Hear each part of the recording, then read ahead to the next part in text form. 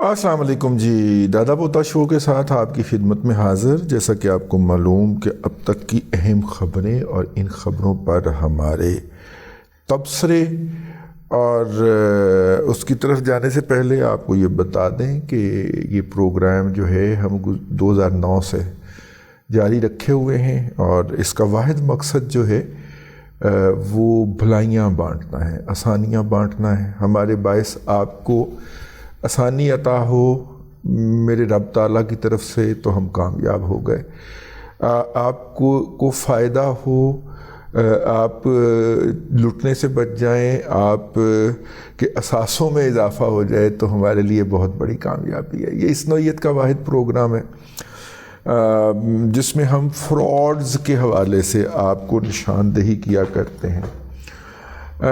پچھلے دنوں ایک صاحب نے ایک ون لائنر پیغام بھیجا کہ جناب کرپٹو کرنسی فراڈ ہے، تو میں نے ون ورڈ جواب دے دیا، جی ہاں ٹھیک ہے۔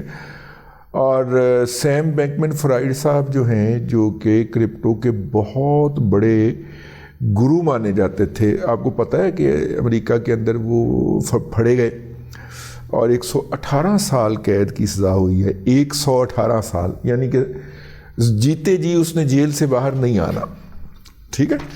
تو سیم بینکمن فرائڈ صاحب جو ہیں، میں نے کہا کہ ان کا تذکرہ بھی ہو جائے آج کے پروگرام سے، تو مقصد یہی ہے۔ اس لیے اس کو اگر اپنے دوست احباب کو پہنچایا کریں تو زیادہ بہتر ہے، کیونکہ زیادہ تر لوگ چونکہ ہمارا پروگرام سن کے انہوں نے خود محفل میں بیٹھ کے شیخیاں مارنی ہوتی ہیں تو ہمارا پروگرام آگے نہیں پہنچاتے۔ تو خیر، لائک کر لیں، اگر آپ نے نہیں کیا ہوا تو سبسکرائب بھی کر دیں، کیونکہ ہمارے زیادہ تر لوگ جو ہیں تقریباً 80% کے سے زائد وہ دیکھتے تو ہیں لیکن انہوں نے لائک نہیں کیا ہوا۔ تو چلتے ہیں آج کی اہم خبروں کی جانب، اور سب سے پہلی خبر ہے وہی اسٹاک مارکیٹ بڑھی اور روپیہ بڑھا، اور اب یہ کوئی خبر نہیں رہ گئی۔ کیئر ٹیکر پرائم منسٹر صاحب جو ہیں وہ کویت کے دورے پہ پہنچ گئے ہیں، لیکن انہوں نے جو دبئی کے اندر جو ان کے ایم او یوز سائن ہوئے تھے ان کی مالیت بڑھا کے اسٹاک مارکیٹ کو کافی زیادہ جمپ دے دیا تھا۔ اب کویت میں دیکھتے ہیں وہ کتنے کا ایم او یوز سائن کرتے ہیں۔ ایشیائی ترقیاتی بینک نے پنجاب کے اندر پانی کی فراہمی اور جو ہے وہ یہ کیا اس کو کہتے ہیں یار، سیوریج کی نکاسی کے لیے $180 ملین کا لون جو ہے اس کی منظوری دی ہے، اور اپنا اللہ آپ کا بھلا کرے۔ سعودی عرب نے کہا ہے کہ جی ہم آپ کے ہاں 10,000 میگا واٹ کا سولر پارک جو لگانا چاہ رہے تھے، 3 وجوہات کی بنیاد کے اوپر اب تک ان پہ عمل نہیں ہو سکا۔ پہلی وجہ تو یہ ہے کہ گورنمنٹ ٹو گورنمنٹ ڈیل کے لیے کوئی قانون موجود ہی نہیں ہے، کوئی قانون سازی موجود ہی نہیں ہے، نمبر 1۔ نمبر 2، یہ بجلی بننے کے بعد ہم سے کس ریٹ پہ حکومت پاکستان یا اس کا ادارہ خریدے گا، ابھی تک ہمیں یہی نہیں پتہ چل سکا کہ یہ ہمیں کس نے بتانا ہے۔ اور نمبر 3 کہ اس سولر کو لگانے کے لیے جو زمین کی دستیابی ہے وہ ابھی تک ممکن نہیں بنائی جا سکی، تو یوں جو سولر کا یہ جو پروجیکٹ ہے اس پہ عمل درآمد ابھی تک شروع نہیں ہو سکا۔ خیر، یہ جو لوگ ہیں ان کو توجہ دینی چاہیے، چاچو کا ڈریم پروجیکٹ تھا اور چاچو اس طرح کی بونگیاں مارتے رہتے ہیں۔ یہ $10 ارب کے لیے سعودی عرب کے پاؤں چاٹنے کی بجائے یا تلوے چاٹنے کی بجائے آپ یہ پاکستان کے اندر یہ ہر گھر میں جو ویلے بندے بیٹھے ہوئے ہیں میرے جیسے، ان کو انسینٹیو دے دیں کہ بھائی جان آپ کو سولر لگوائیں، آپ کو 5% پہ 3% پہ 0% پہ ہم لون دے دیتے ہیں، آپ گھر کی چھت کے اوپر جو ہے وہ سولر لگوا لیں، ساری چھت ویلی پئی ایسی سولر لگوا لیے، قوم کے لیے بھی پیدا کریں اور اپنے بھی استعمال کے لیے۔ خیر، IMF کی ٹیم پاکستان پہنچ گئی ہے جی، اور ہم ان کو بریفنگ دیں گے اس حوالے سے کہ ہم نے 10 لاکھ ٹیکس دہندگان مزید کیسے نظام کے اندر لے کے آنے۔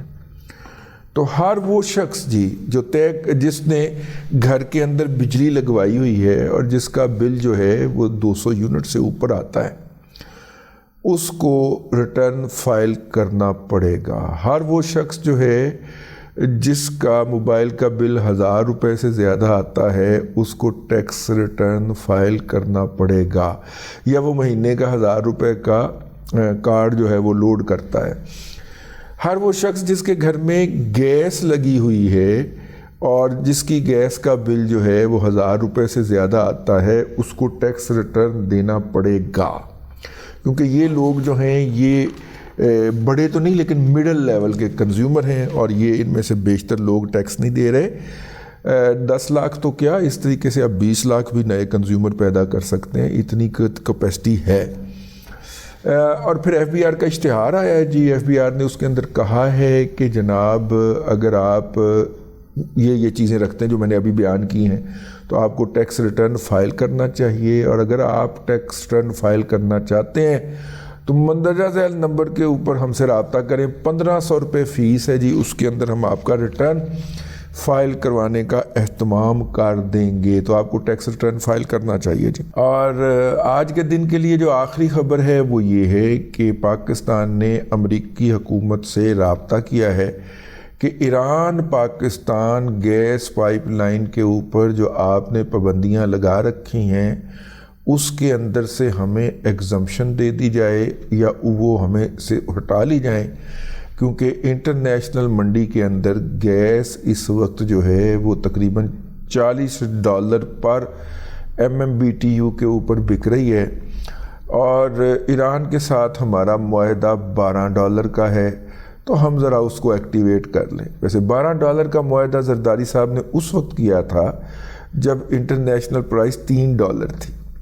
تو یوکرین کی جنگ کے نتیجے کے اندر روس نے جب یورپ کی گیس بند کی ہے تو پورا یورپ پھر پوری دنیا میں نکل پڑا، اور اس نے وہاں پہ جا کے انی ڈال دی۔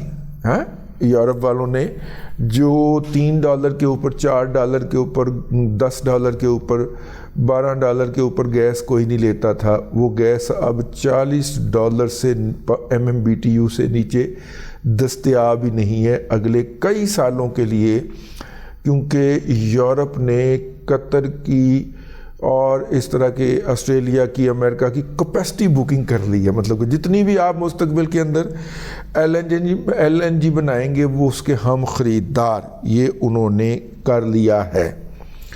تو خیر، ممتاز منیز صاحب جو ہیں ہمارے عزیز، ان کا پچھلے دنوں کال آئی ہوئی تھی، کال تو میں ریسیو نہیں کر سکا، لیکن میسج ان کا تھا کہ حلال گوشت کی دنیا کے اندر اس وقت $60 ارب کی مارکیٹ ہے، اور دنیا میں بہت کم ایسے مسلم ممالک پائے جاتے ہیں جن کے پاس حلال اور طیب گوشت دستیاب ہو، ان میں سے ہم ایک ہیں۔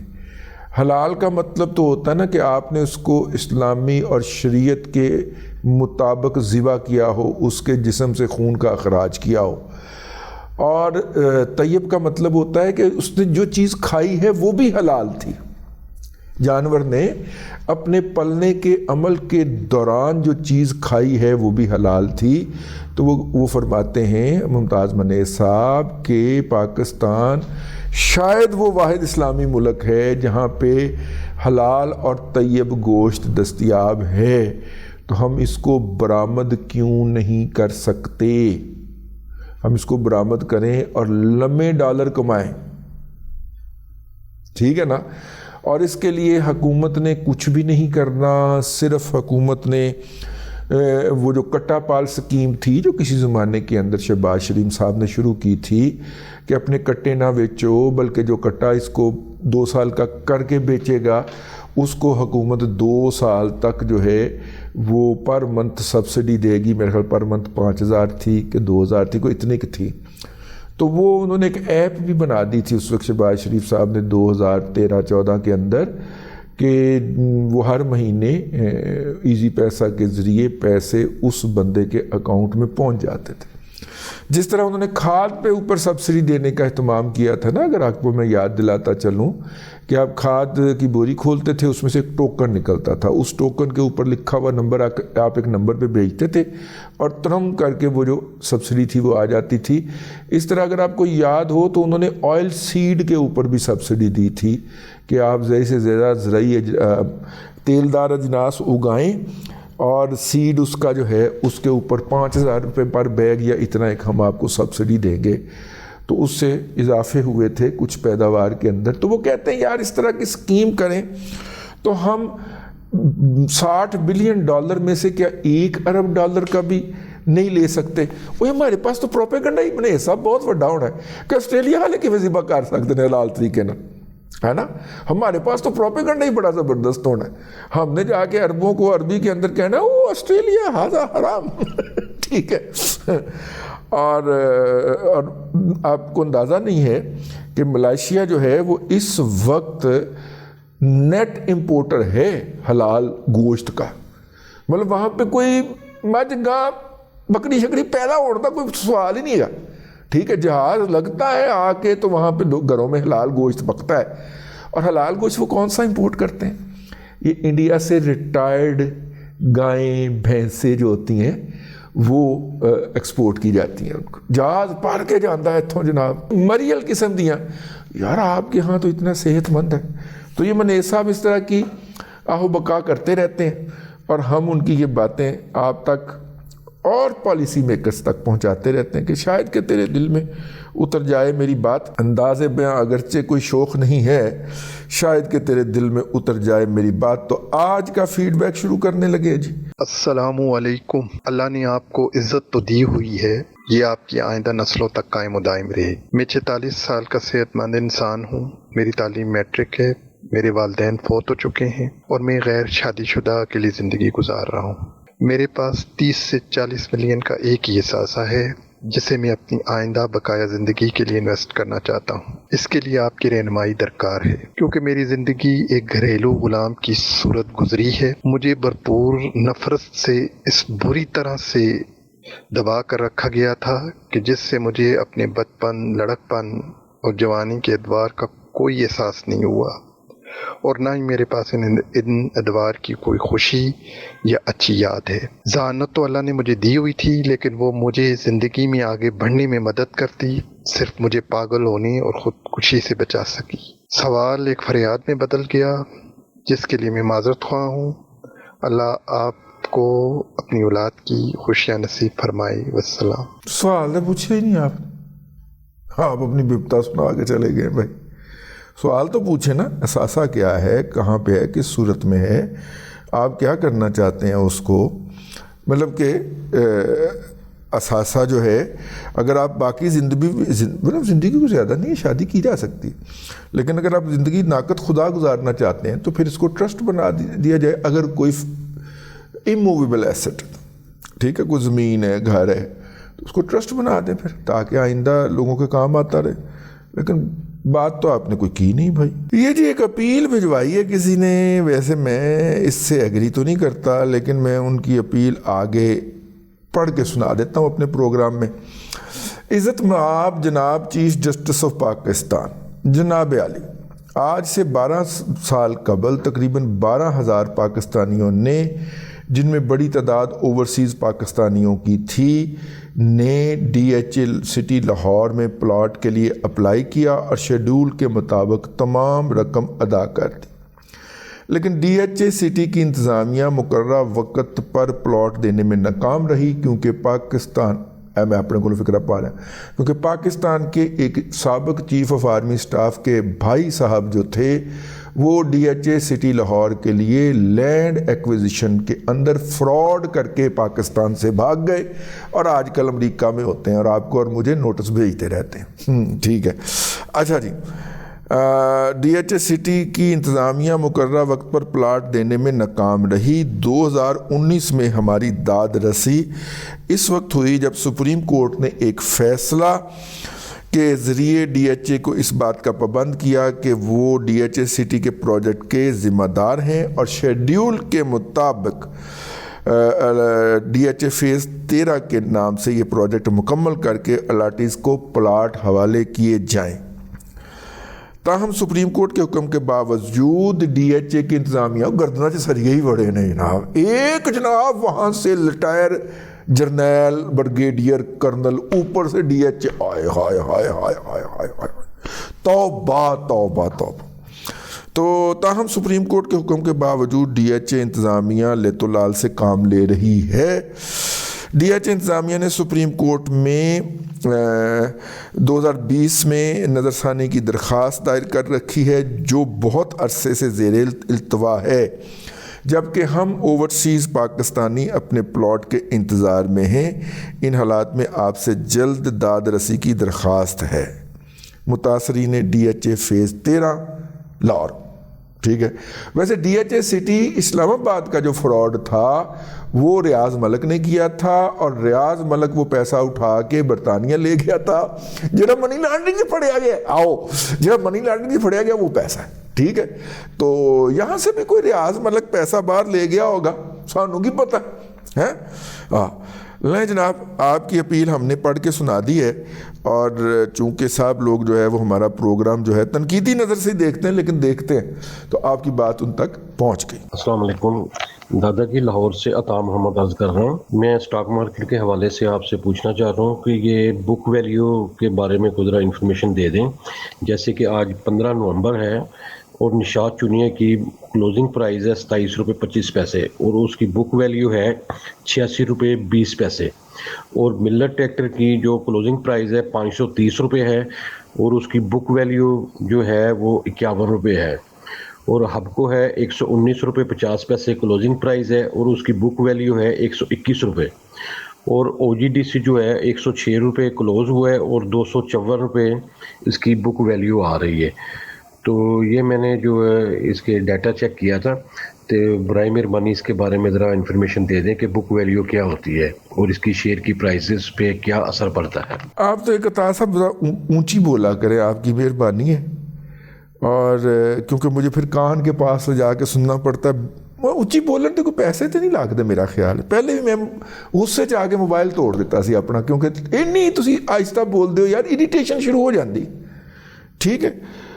اینا کہ بولو نا، اگلے نو پتہ لگ جائے کہ کی کان دے وچ میں موبائل واڑنا وا، پھر جا کے تہاڈی گل دا پتہ لگتا، ٹھیک۔ پہلی گل تے اے، دوجی گل یہ بھائی جان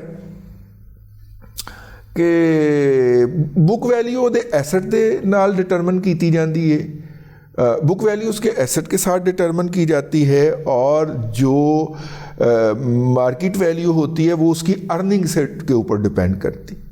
ایک شوگر مل جو ہے اس کی بک ویلیو 20 ارب روپے، ٹھیک ہے، لگی وہ کب تھی؟ جب 40 کروڑ میں مل لگ جاتی تھی، ٹھیک ہے۔ تو میرا مطلب ہے کہ آج کے دن کے اندر اس کی جا کے 20 ارب یا 10 ارب روپے ویلیو ہوئی ہے نا، ہے اصل میں تو وہ 40 روپے کی سمجھی جائے گی نا، ٹھیک ہے نا۔ تو جو جتنا ایسٹ نیا ہوگا اس کی بک ویلیو اتنی ہائی ہوگی۔ نمبر ایک، فکسڈ ایسٹ کی ویلیو لگانی ہے نا جب وہ انسٹال ہوئے تھے، اور یہ جو مارکیٹ ویلیو ہے وہ اس کی ارننگ کے اوپر جاتی ہے کہ وہ ہر سال کماتا کتنا ہے اور دیتا کتنا ہے، سمپل۔ تو بولنا اچھی چیزیں آئندہ، ورنہ میں میسج نہیں پڑھنا۔ لے جناب، آج کے لیے اتنا ہی، اگلے دادا پوتا شو میں پھر ملاقات ہوتی۔ اللہ تبارک و تعالیٰ آپ کو آسانیاں عطا کرے اور آسانیاں خلق خدا میں تقسیم کرنے کی توفیق عطا کرے۔